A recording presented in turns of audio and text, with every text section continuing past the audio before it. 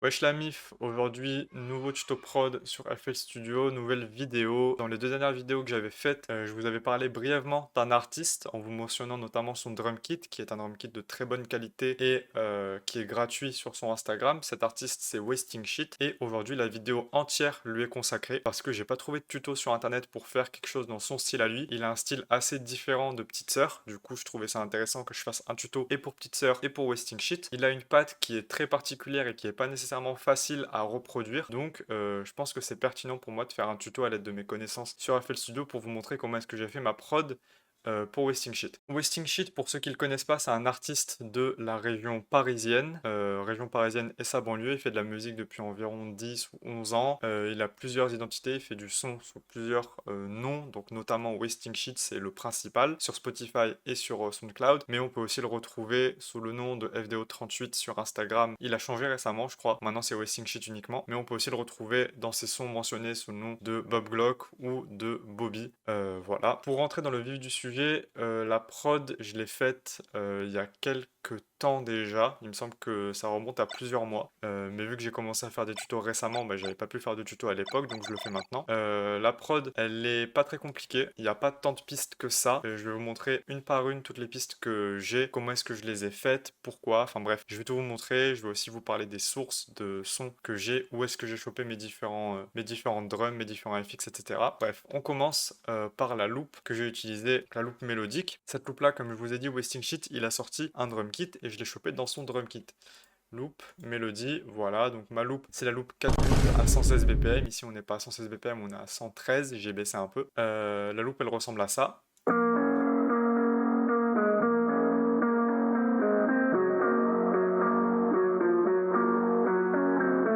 Contrairement à d'habitude, c'est pas ma seule base mélodique. Cette fois-ci, j'ai utilisé d'autres plugins que j'ai rajoutés par-dessus parce que la loupe, je la trouvais assez simple. Bien que de très bonne qualité et grave dans l'esprit Wasting Shit, je la trouvais un peu vide. Donc j'avais envie de rajouter un peu plus par-dessus. J'ai rajouté un GMS et j'ai rajouté deux Xpend. GMS, il me semble que c'est un plugin qui est natif à FL Studio. Si c'est pas le cas, normalement il est gratuit, mais si jamais je me trompe, corrigez-moi dans les commentaires. Le plugin Xpend, par contre, il n'est pas natif à FL Studio, il faut que vous le procuriez par vous-même. Si jamais vous savez pas où vous le procurez, vous pouvez m'envoyer un DM sur Instagram et je me ferai un plaisir de vous répondre pour vous dire où est-ce que vous pouvez le choper. C'est un plugin que Wasting Shit il utilise beaucoup. Je le sais parce qu'en fait il fait des lives sur Twitch la nuit et je vois qu'il utilise beaucoup ce plugin là. Donc je me suis dit que ça pouvait être un bête de truc, une bête d'option de le choper moi-même. Il me semble que c'est un plugin qui est gratuit, mais je suis pas sûr, donc c'est à vérifier. Au niveau de mes plugins, c'est tout ce que je vais utiliser. Voilà, il n'y a pas plus. Les presets que je vais utiliser, c'est ceux-là. Pour le GMS, c'est celui-ci. Si jamais vous voulez recopier, je vous laisse faire pause, screen ou juste recréer sur Apple Studio. J'ai mis une Dirt, une saw rétro et une saw min avec un pitch à 12 ici. Et c'est tout. Pour Xpend, j'ai utilisé ce preset-là de pad que j'ai trouvé donc dans les Bright Pads, que je trouve assez sympa. Il a un peu de texture. Enfin bref, il est plutôt cool. Et le deuxième, c'est celui-ci, c'est le Massive Pad. Il n'est pas très compliqué à trouver parce que quand vous ouvrez Xpend, c'est littéralement le pad de base. C'est le pad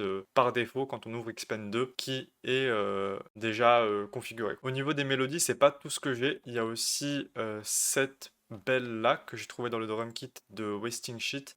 C'est une belle en one shot qu'il a mis et je l'ai mis sur le piano roll pour pouvoir l'utiliser en tant qu'instrument. Elle est plutôt simple, c'est la perque de GTA quand on reçoit une notif. Toutes mes mélodies ensemble, ça donne ça.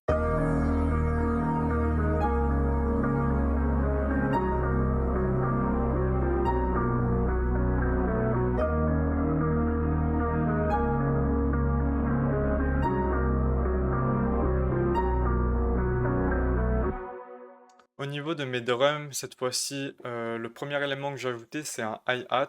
C'est un hi-hat du drum kit de Wasting Shit que j'ai posé de manière régulière, 4 fois par mesure, sans rolls, sans pitch down et rien du tout. C'est vraiment, je l'ai posé juste pour avoir quelque chose qui marque le rythme de manière régulière et un repère dans la musique, parce que souvent les prods de Wasting Shit et de Petite Sœur, elles sont un peu désarticulées et le rythme est pas nécessairement facile à retrouver. Je pense notamment au son POH Freestyle qui est disponible sur le Spotify de Petite Sœur ou Wasting Shit, je sais plus. Le rythme dans cette musique-là, il est très compliqué à suivre. Petite Sœur, elle pose pas dans les temps. Wasting Shit, il a fait une prod de fou malade. Enfin bref, il est hardcore le son, mais il est très compliqué à suivre.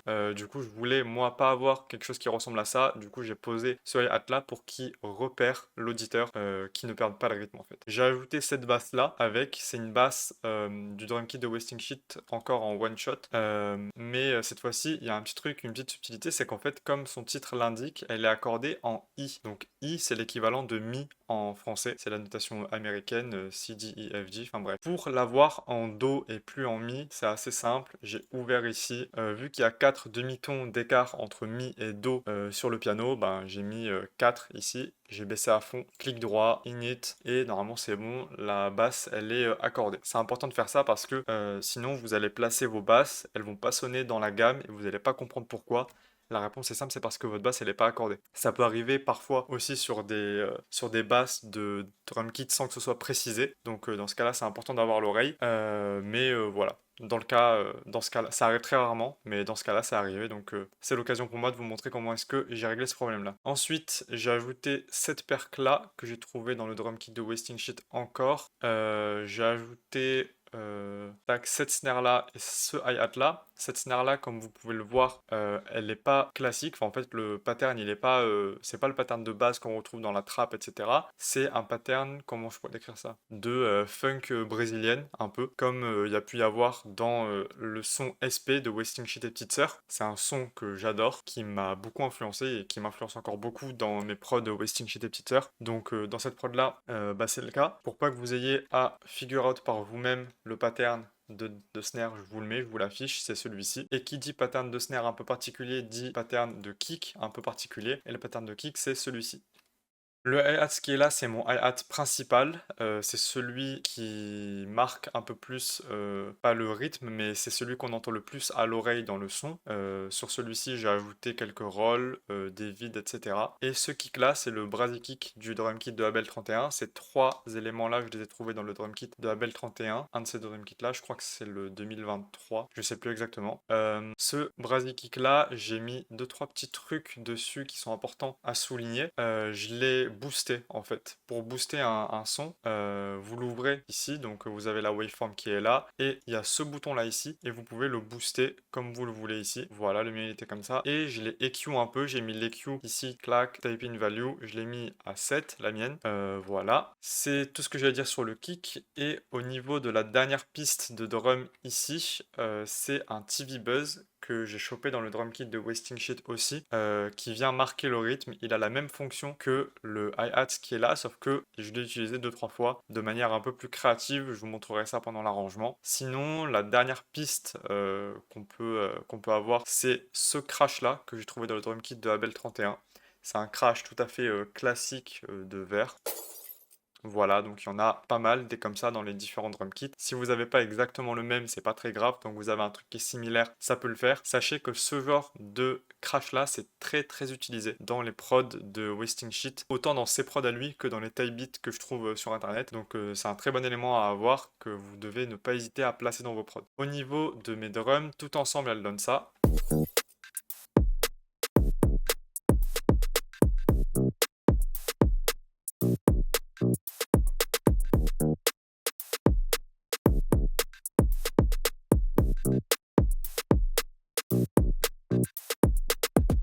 Voilà, du coup on a déjà fait toutes les pistes ensemble, il nous reste à voir l'arrangement. Comment est-ce que j'ai arrangé ma prod? Alors déjà au niveau de l'intro, l'intro elle est vraiment pas très compliquée, elle tient en 16 mesures. Ce qui est un peu compliqué dans l'intro, c'est les différents FX que j'ai mis, mais ça c'est à vous de voir, hein, c'est vraiment votre créativité qui va parler à ce niveau-là. Du coup il y a d'abord 8 mesures avec uniquement la loupe de base, sans mes plugins, sans mes presets ici, sans mes autres bases mélodiques ici. Et j'ai ajouté quelques FX pour l'habiller. Donc au niveau des FX que j'ai mis, j'ai ajouté un clic de souris.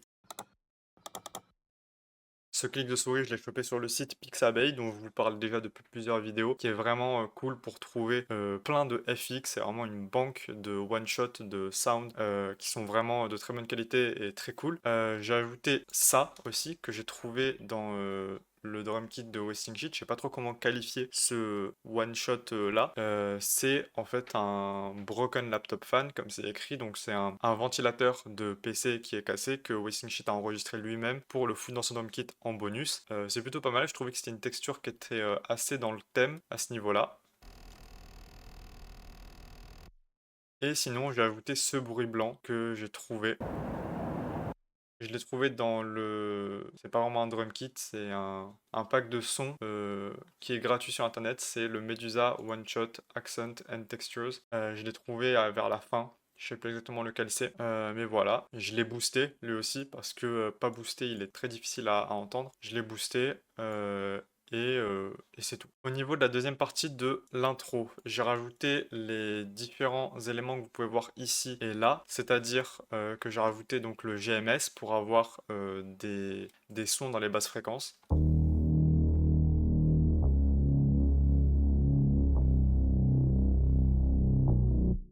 Je voulais qu'on commence à avoir le rythme de la musique un peu plus en tête et que ça commence à arriver doucement, du coup j'ai rajouté le hi-hat aussi. J'ai rajouté ce X-Pen là qui me sert exclusivement de crash, qui est plutôt pas mal. En fait, il a une vibe un peu alarme nucléaire ou un truc comme ça que je trouvais plutôt cool. Et je trouvais que ça rentrait bien dans le thème de Wasting Shit, du coup je l'ai foutu en crash. Sinon, il y a ce pad là dont je vous avais déjà parlé tout à l'heure que j'ai rajouté.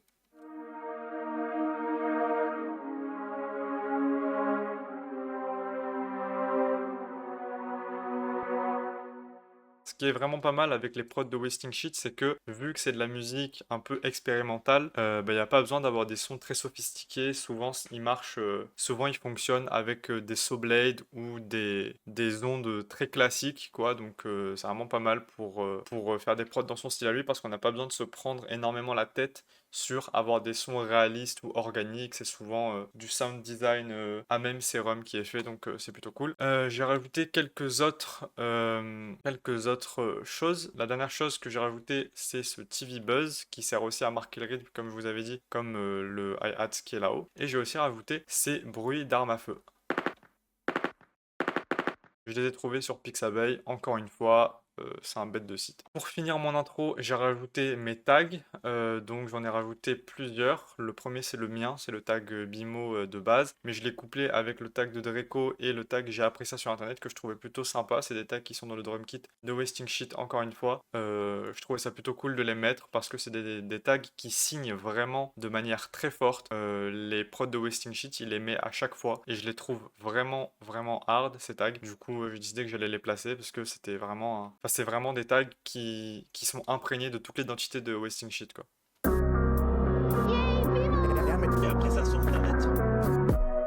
Voilà, j'ai rajouté ce crash là pour faire rentrer dans la matière. Je l'ai cut à la fin parce que c'est un truc que Wasting Shit il fait. Il aime pas nécessairement tout le temps laisser la fin de ce genre de crash là. Du coup, il les cut et je trouvais ça plutôt sympa. Ça sonne comme ça. Voilà, j'aime bien le fait qu'il n'atteigne pas la fin de son son. Ici, on entre vraiment dans la première partie du couplet de la prod. Et cette première partie de couplet, elle se finit par un truc un peu particulier. C'est ça. Ces FX là, je les ai chopés sur Pixabay en fait. Celui-ci, c'est un reload de gun que j'ai chopé sur Pixabay, mais ça, c'est un truc que j'ai enregistré moi-même. C'est le son du gun qui traîne sur la table quand on le prend. Voilà, pour le faire, j'ai juste pris mon téléphone et je l'ai enregistré avec mon micro en train de le faire glisser sur la table. Si jamais vous vous demandiez comment est-ce que j'ai fait ça, j'ai pas de gun malheureusement, enfin malheureusement, j'ai pas de gun en tout cas. Et j'ai rajouté un bruit blanc avec pour qu'on ait l'impression que ce soit un enregistrement fait à l'iPhone ou un truc comme ça et pas juste un truc fait sur FL Studio uniquement. Tous ensemble, ça donne ça.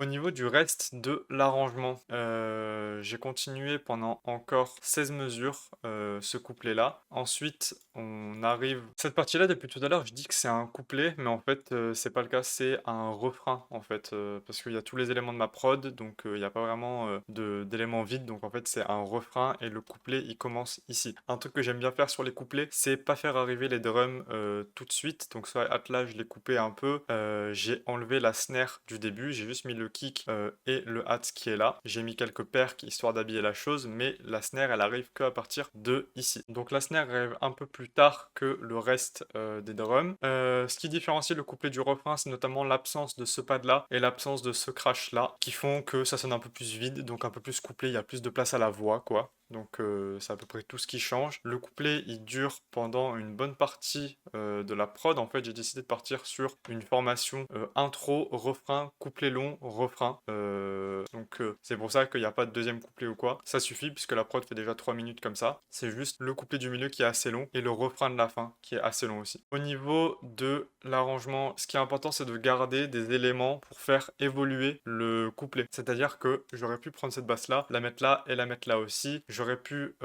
prendre ce pad là qui arrive uniquement à la fin et le mettre à chaque fois, mais ce qui est important c'est de pouvoir voir l'évolution du couplet tout au long de la prod. C'est pour ça qu'il faut garder des éléments pour le faire évoluer, pour créer la surprise aussi de l'auditeur et faire en sorte qu'il s'ennuie pas. Pour ça vous pouvez également faire des cuts dans votre loop comme j'ai pu faire ici, là, là, comme je l'ai fait là, ici, enfin bref, mettre des cuts, c'est aussi un truc qui est très wasting shit ça, mettre des cuts aléatoires dans ses prods à des moments clés en fait, mais ça il faut voir avec le texte qui sera posé par-dessus, mais mettre des cuts c'est plutôt important aussi. Sur la fin du son, je suis reparti sur un refrain, je l'ai fait rentrer de la même manière que le premier mais sans les FX. Sur l'outro j'ai juste rajouté un fruity convolver, et 2 petits crashs pour accompagner la chose, mais c'est tout. Après, j'ai pas mis de fade out au niveau du son ou quoi. Enfin, de toute façon, le Fruity Convolver s'en chargera plus tard sur la fin. Et l'outro sonne comme ça.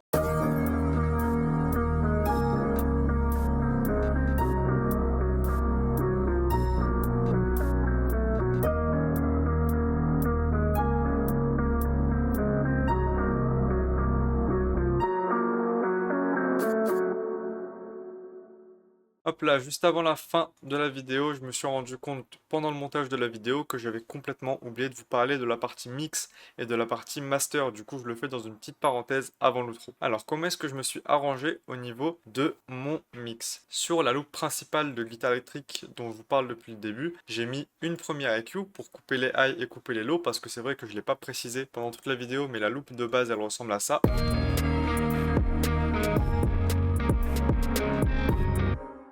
Et moi, je l'ai ramené à quelque chose comme ça.